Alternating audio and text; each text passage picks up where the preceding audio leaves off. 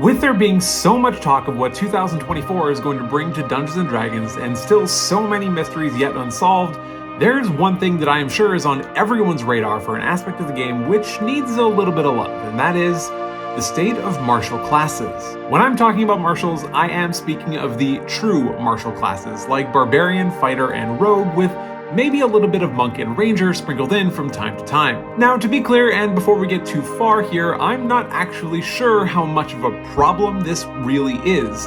Generally speaking, this is something that really only manifests itself in the later levels of play when most campaigns are either ending or beginning to wind down anyways, so for most people, it's probably not actually all that egregious. Although, from a philosophical and a design standpoint, there isn't anything inherently wrong with certain classes being able to do things that others can't, or classes excelling where others may struggle.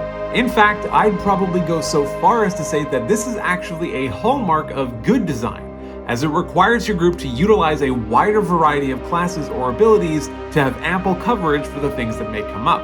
With all that being said though, this is a really fine line to tread. It can be very easy to swing a bit too far in one direction, and that is something that should be avoided.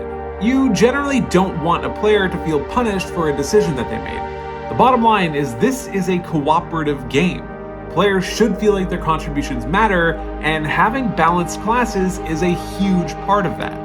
I have gone on record with my belief that there is not going to be a true 6th edition in 2024, but I still do believe that we will see a large number of changes between now and then, and even more farther off into the future. I'll leave a link to that video in the description if you haven't seen it yet, and be sure to subscribe for more content just like it. One potential change that I do realistically see happening is an adjustment to martial classes, particularly in combat. When a campaign begins, it is typical for classes like fighters or barbarians to actually feel very strong and much more capable than their spellcasting counterparts. The reason for this is simple. Barbarians, fighters, and rogues all have larger hit dice than wizards or sorcerers, for example, which feel incredibly squishy by comparison.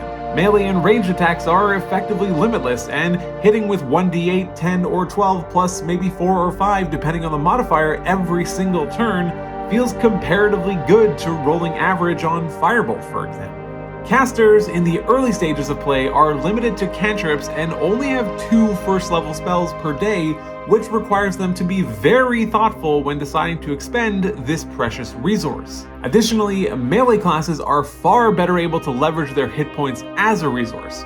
Barbarian Rage effectively cutting most damage sources in half, fighters having access to Second Wind, and rogues able to dash, disengage, or dodge as a bonus action allows for much more early game freedom and versatility.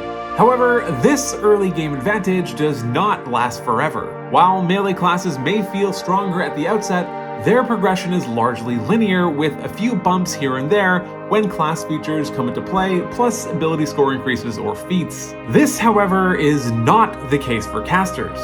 The power curve of a wizard, for example, is much more exponential in nature. The reason for this is that wizards, like their melee counterparts, benefit from all the same class feature benefits, ability score improvements, or feat choices, but also gain access to an increasing amount of spell slots at every single level. While the first level wizard may only have access to 3 cantrips and 2 first level spells per day, even by just 5th level, a wizard will have 4 cantrips and 9 spell slots up to 3rd level. Each additional spell slot, and particularly jumps in spell level, represent a massive increase in powers to spellcasters. This is also compounded by the fact that many spells have substantial utility outside of combat, whereas things like Rage, Brutal Critical, Second Wind, Sneak Attack, or Evasion are really only good when you're killing things. That being said though, I do feel as though the out-of-combat utility is far less of an issue, but it's also outside the scope of this video.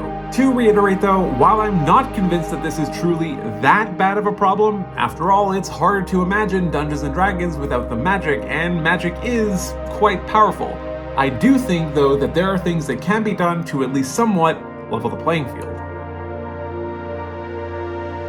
There have been many suggestions floated around that I believe can truly improve the balance of casters versus non-casters. The problem at hand mainly boils down to one single word: options. Spellcasters just have so many options, whereas melee characters don't. Largely, you either hit the thing or you're not. One solution that has been touted is to expand the use of Battlemaster's maneuvers to all martial classes as simple actions that can be chosen from. While this may have the effect of gimping the Battlemaster in some capacity, I really don't believe that it has to. I think that a good balance would be to have a select few maneuvers added to the action pool, not all. In addition, I don't think that superiority dice should be included for other classes either. They can and should remain a Battlemaster exclusive. One of the main benefits that the maneuvers have is that they generally do not force the user to choose between combat utility and damage, something that is not offered by the current standard action choices. Grappling or shoving, for example, while they can be extremely useful in certain situations, never feel quite as good as just hitting with your weapon. Also, and a bit of an aside, I'm not sure anything feels much worse than landing that natural 20 on a grapple knowing full well that it could have just been a normal attack. Maneuvers, on the other hand, typically combine with the attack. Things like Grappling Strike, which allows for a user to attempt a grapple as part of the attack. Another interesting idea that I've seen Ted from Nerd Immersion, which is a fantastic channel, advocating for, is the inclusion of maneuvers within the weapons themselves. Perhaps giving longer reach weapons the ability to trip or disarm, granting light weapons the ability to use the precision attack maneuver. Heavier weapons could maybe push or even parry. The list goes on, and I really do think that this would add a lot more dynamics to a weapon choice rather than the current state of affairs, which is simply to base choice on damage type and dice size at best.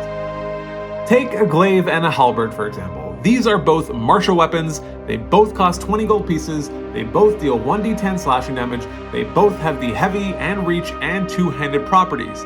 There is nothing that distinguishes these weapons beyond mere flavor.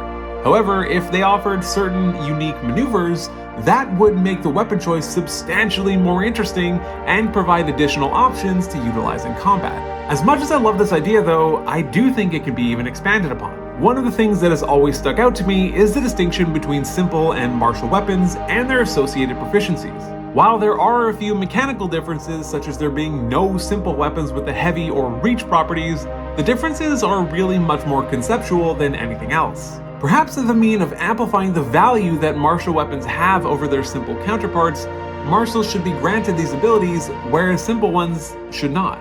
Alternatively, perhaps a proficiency in the weapon category would allow for the use of the maneuver, while otherwise you would gain no such benefit. One final suggestion that I believe could significantly close the power gap would be a reimagining of fighting styles. This could be something done in addition to the aforementioned weapon improvements, or even as an alternative. As it stands, fighting styles are useful but unimaginative, static, and uninteresting. Perhaps incorporating maneuvers into fighting styles, or granting certain abilities that may fall outside the scope of maneuvers to be able to be used a proficiency bonus times per long rest, would go a very long way to giving more options. At the end of the day, I really do not think that martial classes are bad or unplayable, even into the higher levels. But it's no secret that the power gap is very evident. At 20th level, a fighter could potentially hit 8 times in a single turn by expending Action Surge. Assuming that they're hitting with an average 1d8 weapon and have a +5 in the associated ability modifier, total damage output would be roughly 8d8 plus 40. This of course does assume that all 8 attacks hit, and to be fair, it is quite a respectable amount of damage. However, it can only be done twice per short rest. When it becomes much less impressive is that if you consider a 10th level wizard, casting Cone of Cold can effectively accomplish the same thing. While they may lose the flat +40 damage, they are now dealing elemental cold damage. They also gain the ability to hit all creatures in a 60-foot cone and freeze them instead. And if the wizard is equally leveled, well, then they can do this 9 times a day. I love martial classes. It's the flavor that actually appeals to me the most when I play. I think there is so much room to explore improving these classes that doesn't actually require a complete overhaul of many facets of the fundamentals of the game, but maybe rather just a little bit of tweaking of those that already exist.